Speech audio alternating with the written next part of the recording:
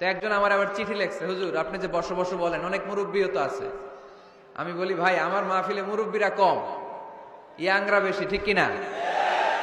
আর যখন মুরব্বী বাজানদেরকে উদ্দেশ্য করে বলি তখন বলি বসেন, কিন্তু আমি যখন বলি বসেন ছেলেরা আবার বলে বসেন বসেন। ভেজাল আছে না নাই?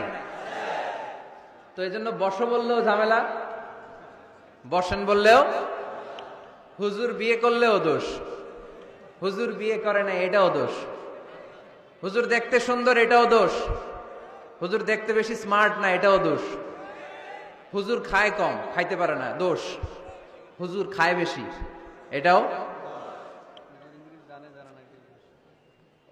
অনেকে বলে হুজুর আপনি বেশি ইংরেজি বলেন এটা আপনার দোষ। আবার আমেরিকায় যারা থাকে তারা বলে হুজুর আরেকটু যদি ইংরেজি বাড়ায় বলতেন আমাদের ছেলেমেয়েরা বেশি বুঝতে পারতো, আপনি যে কম বলেন এটা আপনার দোষ। ভেজাল আছে না নাই? সব ভেজাল থেকে আল্লাহ তুমি এই জাতিকে নির্ভেজাল করে দাও। আর অল্প কয়েক মিনিট, ডিস্টার্ব করো না। তো আল্লাহ তিন ভাবে আমাদের দোয়া কবুল করে। পদ্ধতি নাম্বার 1, চাওয়া মাত্রই দিয়ে দেয়, বলে হ্যাঁ দিব তো দিয়ে দেয়, আমরা খুশি। পদ্ধতি নাম্বার 2, আমরা যাই আল্লাহ এটা দাও, আল্লাহ তখনও বলে ইয়েস দেব, কারণ না বলে ফিরিয়ে দিতে আল্লাহ জানেন দেব, তবে সাথে সাথে দেন না, লেটার অন, দেরি করে। কখন দিলে আমার জন্য ভালো, এটা আমার চেয়েও ভালো জানে কে?